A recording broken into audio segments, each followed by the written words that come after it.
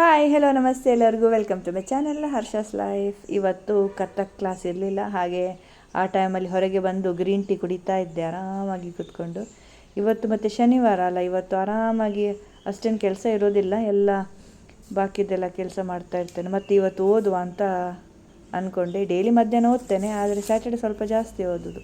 ಇದು ನನ್ನ ಮ್ಯಾಗ್ಝಿನ್ ಕರ್ಮವೀರ, ಕಸ್ತೂರಿ, ಸುಧಾ ಅದೆಲ್ಲ ನಾನು ಓದ್ತಾ ಇರ್ತೇನೆ. ಹೊರಗೆ ಕೂತ್ಕೊಂಡು ಓದ್ತಾ ಇದ್ದೆ ಇವತ್ತು.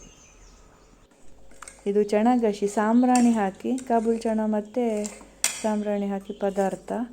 ಮತ್ತು ಸ್ವಲ್ಪ ನಾನು ಜಾಸ್ತಿ ಬೇಯಿಸಿ ಇಡ್ತೇನೆ, ಅದರದ್ದು ಸ್ಯಾಲಡ್ ಮಾಡ್ಬೋದು ಅಂಥೇಳಿ ಸಾಯಂಕಾಲ.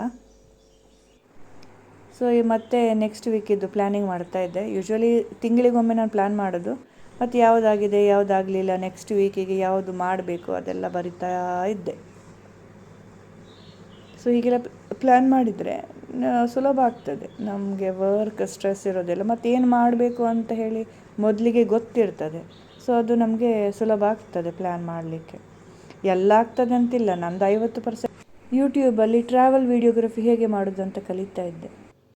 ಹೋಮ್ ಮೇಕರ್ಸೇ ಇರಲಿ ಅಥವಾ ವರ್ಕಿಂಗ್ ವುಮನ್ನೇ ಇರಲಿ, ಜೀವನದಲ್ಲಿ ಏನಾದರೂ ಕಲಿತಾ ಇರಬೇಕು ಮತ್ತು ಏನಾದರೂ ಓದ್ತಾ ಇರಬೇಕು. ಯಾಕಂತ ಹೇಳಿದರೆ ಈ ಓದೋದ್ರಿಂದ ನಮ್ಮ ದೃಷ್ಟಿಕೋನ ಬದಲಾಗ್ತದೆ ಮತ್ತು ನಮ್ಮ ಪರ್ಸನಾಲಿಟಿ ಡೆವಲಪ್ಮೆಂಟಿಗೆ ಇದು ತುಂಬ ಹೆಲ್ಪ್ಫುಲ್. ಸೊ ಏನಾದರೂ ನಾವು ಓದ್ತಾ ಇರಬೇಕು. ಒಳ್ಳೊಳ್ಳೆ ಲೇಖನಗಳು ಮ್ಯಾಗ್ಝಿನ್ಗಳಲ್ಲಿ, ಪೇಪರ್ಸ್ಗಳಲ್ಲಿ ಎಲ್ಲ ಬರ್ತಾ ಇರ್ತದೆ. ಅದನ್ನೆಲ್ಲ ಓದಿ ಅಟ್ಲೀಸ್ಟ್ 10 ನಿಮಿಷ ದಿವಸಕ್ಕೆ ಏನಾದರೂ ಓದಿ, ನೀವು ಹೇಗೆ ಚೇಂಜ್ ಆಗ್ತೀರಂತ ನೀವೇ ನೋಡಿ.